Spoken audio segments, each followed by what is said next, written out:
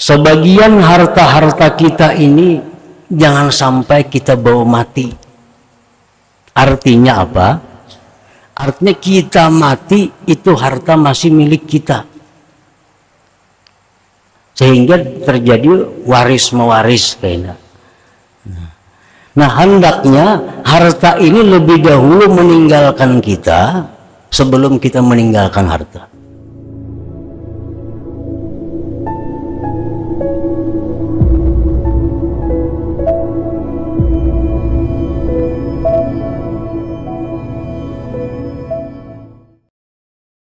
Bismillahirrahmanirrahim. Alhamdulillah nahmaduhu wa nasta'inuhu wa nastaghfiruh wa na'udzu billahi min shururi anfusina wa min sayyiati a'malina. May yahdihillahu fala mudilla lahu wa may yudlil fala hadiya lahu. Asyhadu an la ilaha illallah wahdahu la syarika lahu wa asyhadu anna sayyidana Muhammadan abduhu wa rasuluhu wa la nabiyya ba'dah. Allahumma salli wa sallim wa barik ala sayyidina Muhammadin khairil bariyah wa ala alihi wa sahbihi wa dzurriyyatihi wa mawalah. Amma. Yang kita hormati dan kita cintai para habaib dan para alim ulama, para muhibbin, hadirin, hadirat, rahimakumullah. Alhamdulillah wa syukrulillah kehadirat Allah subhanahu wa ta'ala yang pada malam ini mengumpulkan kita kembali di majelis yang penuh berkah dan rahmat ini. Salawat dan salam untuk junjungan kita Nabi besar Muhammad sallallahu alaihi wasallam dan seluruh keluarga beliau, para sahabat, zuriat dan pengikut beliau. Para muhibbin rahimakumullah, tatimmatun ay hadhihi tatimmatun. Akhrajal Bazzar bisanadin hasan, inna baina aydikum aqabatan ka'uda la yanju minha illa kullu muhib. Wa Tabarani bi sanadin sahih, inna wara'akum aqabatan ka'uda la yajuzuha al-muskilun.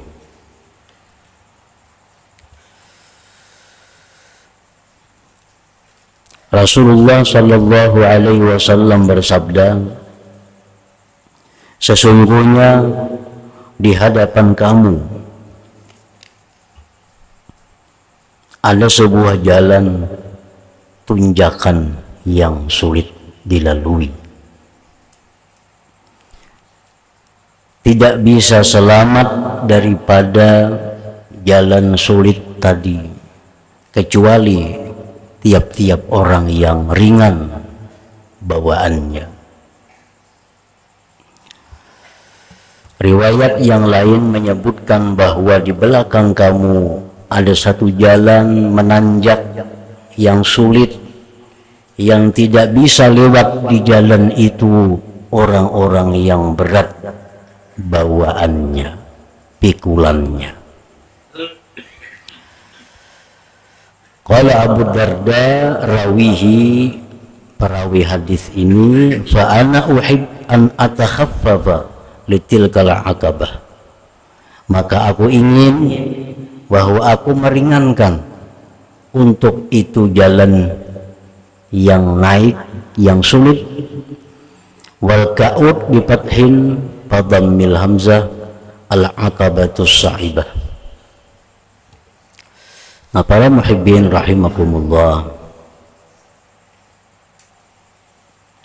hadis Rasulullah sallallahu alaihi wasallam ini menjelaskan kepada kita bahwasanya di depan kita, di hadapan kita ada satu jalan yang naik, menanjak, lagi sulit dilalui. Tidak bisa selamat lewat di jalan itu orang-orang yang membawa beban yang berat. Artinya bahwa di depan kita ini ada kematian. Itu yang pertama. Di depan kita ini ada yang namanya kematian. Dan kematian itu bukan menyelesaikan perkara. Kematian itu jangan dikatakan menyelesaikan perkara. Jangan ada ungkapan mati selesai. Itu ungkapan yang bukan dari orang yang beriman kepada Allah. Orang yang menganggap dengan mati selesai. Padahal Rasulullah menyatakan bahwa dengan kematian itulah sebenarnya dimulai perkara-perkara. Dengan kematian itulah dimulai segalanya. Dan kita akan menjalani suatu jalan yang menaik, yang sulit dilalui, yang tidak bisa naik orang-orang yang membawa beban-beban yang banyak.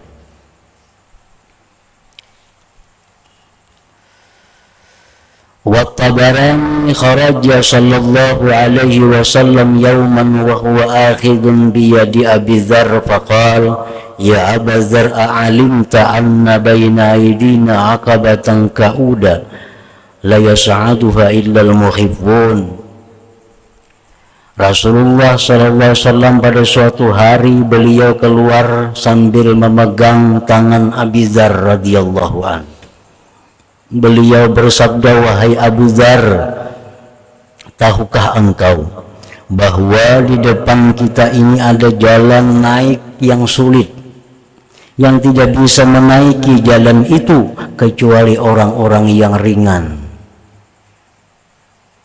Qala rajulun, berkata seorang laki-laki, ya Rasulullah, aminal mukhifin ana aminal muskilin. Wahai Rasulullah, menurut pandangan pian, ulun ini orang yang ringankah bawaannya atau orang yang berat bebannya? Qala Rasulullah menjawab, a'indaka ta'amu yaumin? Apakah di sisi kamu itu ada makanan untuk satu hari? Qala na'am, ada wahai Rasulullah. Wa ta'amu gadin? Apakah di sisi kamu itu ada makanan untuk besok hari? Qala wa ta'amun ba'da gadin? Adakah di sisi kamu itu makanan untuk 3 hari? Qala la, tidak ada, ujar laki-laki tadi. Ulun ada berisi makanan untuk sehari cukup, tapi hari berikutnya kada punya makanan.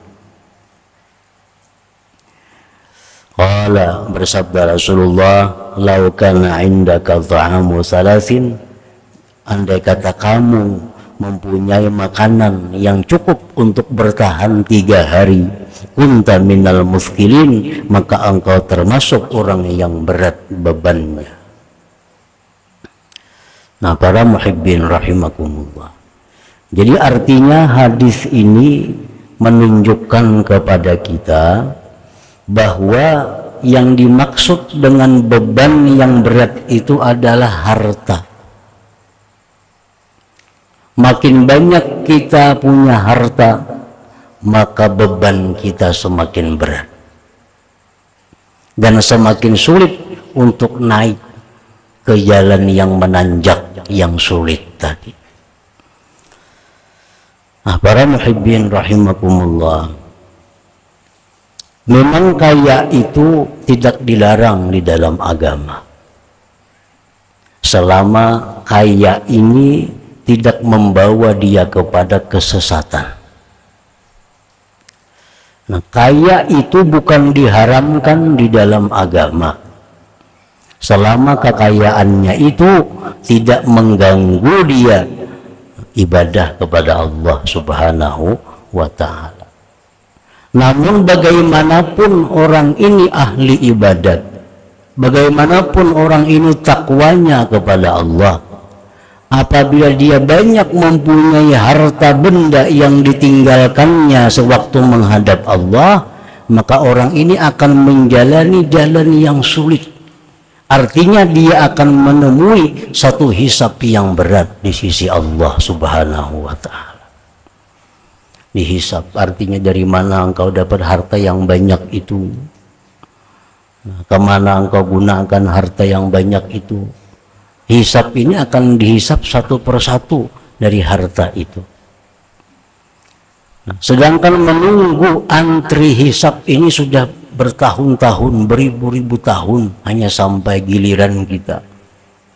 Satu persatu dihisab hamba Allah ini. Nah, apabila hisabnya itu hisab yang sulit, apabila hisabnya itu hisab yang sangat teliti dari Allah, maka kita akan binasa. Kita akan kewalahan mempertanggungjawabkan harta-harta yang diberikan Allah Subhanahu wa ta'ala. Nah, para muhibbin rahimakumullah, bagaimana caranya bagi kita yang punya harta? Kita mungkin ada berisi duit, ada berisi benda, harta yang andai kata kita setahun pun kita masih bisa bertahan hidup. Kita ada berisi duit, ada berisi macam-macam yang andai kata setahun kalau ada masuk duit kita masih bisa hidup dengan harta yang ada ini. Ini jelas termasuk orang yang berat. Karena untuk 3 hari kita punya bekal, 3 hari ke depan itu sudah dianggap Nabi muskilin, orang yang berat bebannya. Apalagi harta kita umumnya kalau bertahan sampai berpuluh-puluh tahun. Kita ini berisi harta, mau kita begana aja di rumah lagi, ada bercari lagi 10 tahun kada habis makanan ada. Ini bukan berat, sangat berat. Artinya apa? Andai kata dia mati, dia akan menemui hisab yang banyak, pertanyaan-pertanyaan dari Allah Subhanahu wa ta'ala. Nah, bagaimana caranya bagi orang-orang seperti ini agar dia bisa selamat, agar dia bisa naik dengan mudah? Nah, pertama, dia senantiasa mengontrol harta bendanya itu. Senantiasa dia mengontrol harta bendanya itu dari mana datangnya. Nah, kalau ada harta benda ini yang bersangkutan kepada orang lain, atau harta benda ini ada hak-hak orang lain, maka serahkan hak orang lain itu kepadanya. Sehingga harta yang tersisa itu murni benar-benar harta kita yang halal. Nah, satu itu. Karena kalau di harta kita ini ada harta orang lain yang kita ambil dengan cara kada bujur. Di harta kita ada harta bercampur yang macam-macam. Nah, kita mati tanpa ada pemisahan-pemisahan harta sebelumnya, ini sudah jelas mati dalam keadaan susah dan sulit. Nah, jadi harta benda kita ini kita kontrol, kita cek, adakah kita ini punya hutang kepada orang, adakah kita ini punya kewajiban-kewajiban yang belum terbayar, adakah kita punya pembantu buruh yang selama ini bekerja lawan kita, kita lupa membayarnya. Nah, kita periksa itu. Nah, kalau ada itu selesaikan. Habis selesai, sehingga harta yang tersisa ini adalah harta mutlak halal, kada ada bersangkut paut dengan orang lain. Nah, ini satu jalan. Sehingga harta ini menjadi harta kita yang mutlak, yang halal, tanpa ada ikatan dengan harta orang lain. Satu itu. Nah, lalu dilanjutkan cara yang kedua. Sebagian harta-harta kita ini jangan sampai kita bawa mati. Artinya apa? Artinya kita mati itu harta masih milik kita. Sehingga terjadi waris mewaris kayaknya. Nah, hendaknya harta ini lebih dahulu meninggalkan kita sebelum kita meninggalkan harta. Harta yang sudah kita bersihi tadi, harta yang sudah bersih, yang sudah kita yakini ini harta halal, kalau ada sangkut paut dengan orang lain, hendaknya harta ini lebih dahulu meninggalkan kita sebelum kita meninggalkannya. Nah, bila demikian halnya, maka kita mati, kita akan membawa beban yang ringan, membawa beban yang tidak sulit untuk menanjak naik ke jalan yang sulit tadi. Nah, macam apa caranya? Nah, kita beriakan harta ini. Beriakan lawan siapa? Terserah kita. Beriakan lawan anak nomor 1, beriakan 2 anak yang nomor 2. Ini beriakan bujur lain injaan lain. Ini ada orang beri anak ke injaan mana diambil kena. Ini beriakan bujur. Anak nomor 1 beriakan, anak nomor jam nak kayak ambil toko di situ. Yang ambil yang anak nomor 2 ambil toko nang di sini. Anak nomor 3 ambil toko di sana. Nah, itu ambil bujur. Nah, beriakan bujur. Nah, jam di sini, bini ini ambil di sini. Nah, sehingga harta yang tersisa itu memang harta yang bujur-bujur kita perlukan. Tidak ada lagi harta yang dianggap berlebihan dari keperluan kita. Nah, sehingga kita mati, pertama orang mewaris kada ribut lagi membagi-bagi karena sudah dibagi dahulu. Yang tersisa cuma sedikit, yang hanya untuk biaya hidup sehari-hari, untuk biaya kita mati, biaya berobat, hanya sekedar untuk bisa sedekah. Nah, kalau demikian halnya, kita akan membawa beban yang ringan matinya. Beban yang ringan itu. Kalau kita membayangkan orang mati, bertinggal harta, saling banyakkan harta, hutang di situ kamari banyak. Harta orang lain ada. Banyak upah-upah karyawan buruh nang belum tabayari.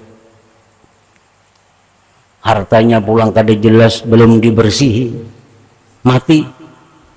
Nah, ini yang disebut Nabi muskilun ini. Ini disebut orang yang sangat berat bebannya, dan dia dipastikan Nabi tidak akan lulus, tidak akan bisa selamat di jalan itu karena banyaknya harta yang mesti dipertanggungjawabkannya di sisi Allah Subhanahu wa ta'ala.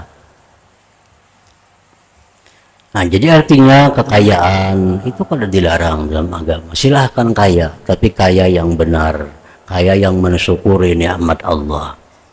Nah, untuk selamat tadi kita sisihkan harta, waspadai.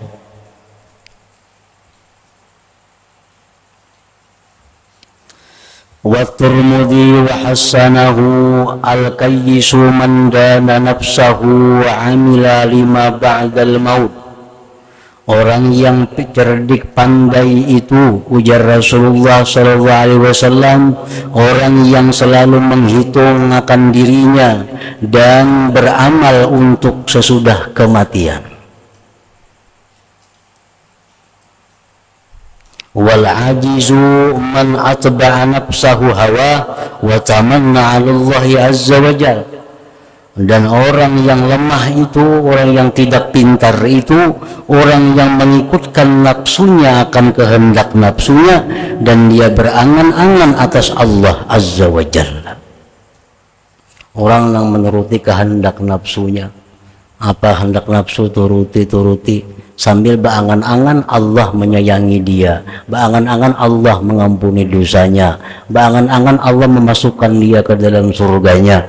Padahal kelakuannya selalu mengikuti keinginan hawa nafsu. Itu disebut Nabi orang yang ajis, orang yang lemah akalnya.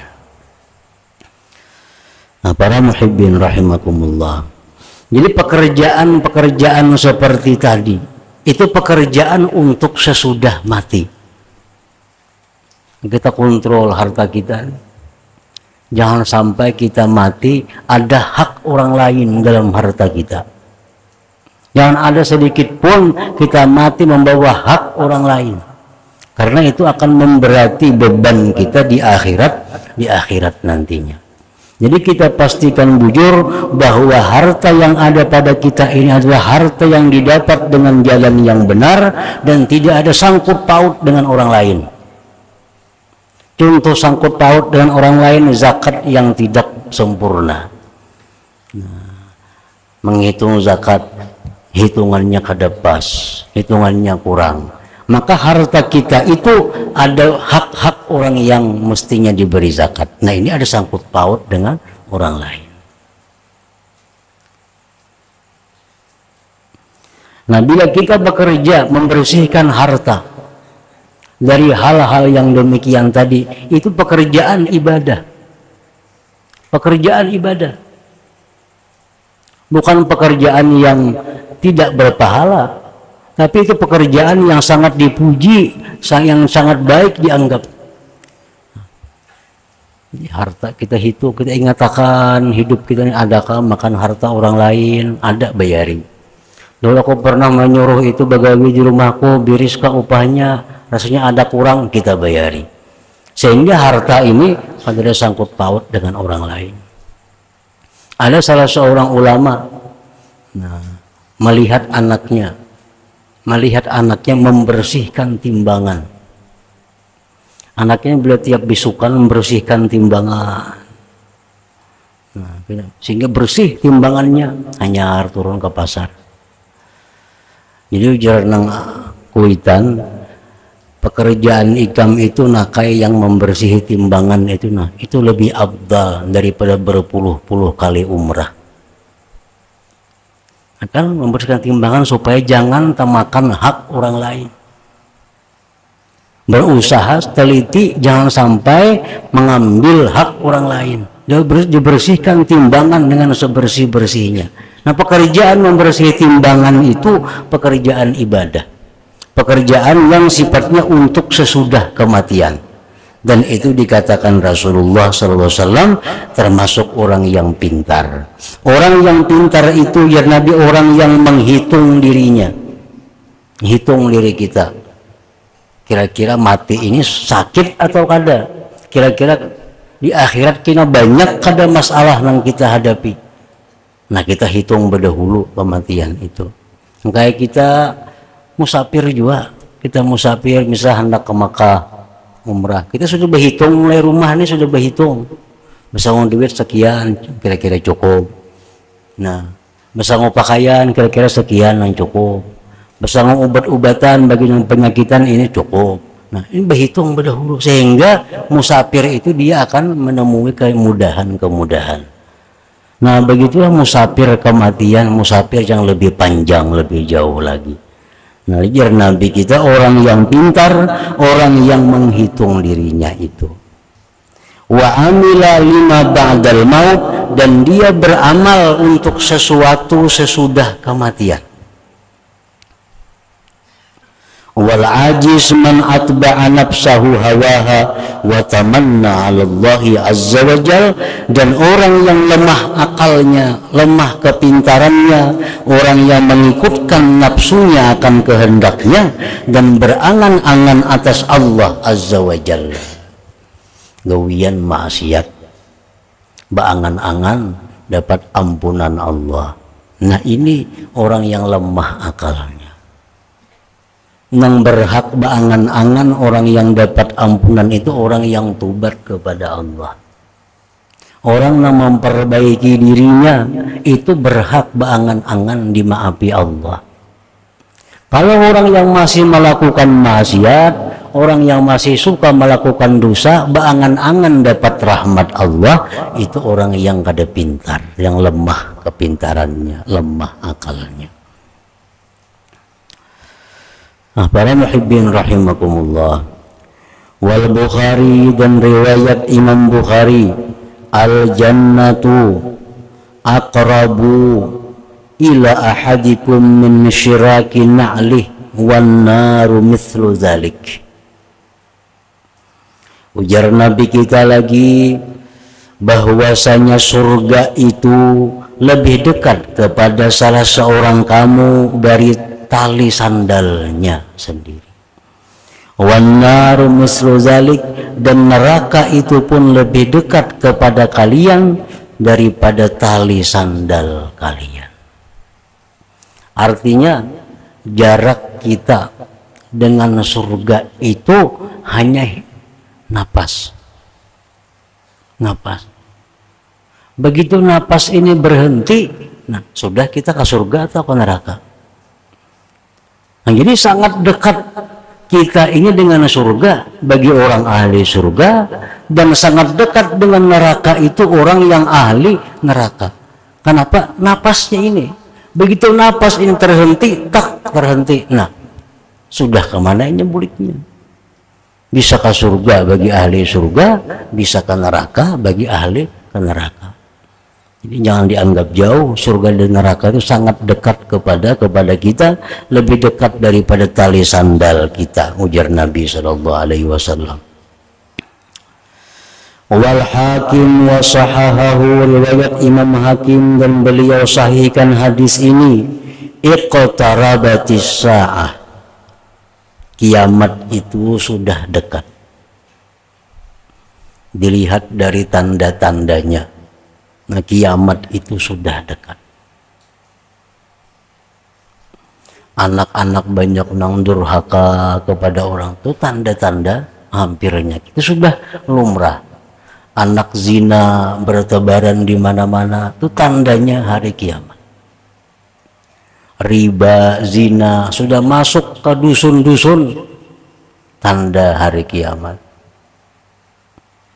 Nah, iqtarabatis sa'ah, dekat itu kiamat. Wala yazdadun nasu 'alad dunya illa hirsa, dan tidak bertambah manusia atas dunia itu melainkan tamak. Nah, jadi artinya makin dekat dengan kiamat itu, maka manusia-manusia di masa itu makin tamak kepada dunia. Makin tidak merasa puas dengan apa yang sudah diberikan oleh Allah Subhanahu wa ta'ala. Wala yazdaduna minallahi illa bu'da, dan mereka itu tidak bertambah daripada Allah melainkan semakin menjauh dari Allah Subhanahu wa ta'ala. Jadi makin dekat dengan hari kiamat, hubungan manusia makin jauh dengan Allah. Makin dekat hari kiamat, makin jauh manusia dengan Allah. Artinya orang-orang sudah semakin banyak lupa kepada Allah, orang-orang semakin banyak melanggar hukum Allah, orang-orang semakin banyak yang maksiat kepada Allah. Nah, itu semakin dekat kiamat, semakin banyak kemaksiatan yang kita lihat di muka bumi ini. Dan itu sudah dibacakan oleh Nabi SAW 1400 tahun yang sudah lalu. Nah, kemudian wal Hakim wa sahahahu igtanim khamsan qabla khamsin. Ila hadratin Nabi sallallahu alaihi wasallam. Al-Fatihah. A'udzubillahi minasyaitonir rajim.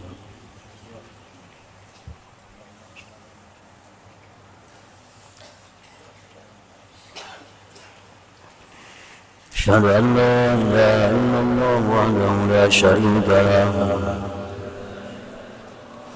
wa asyhadu anna sayyidana Muhammadan abduhu wa rasuluh.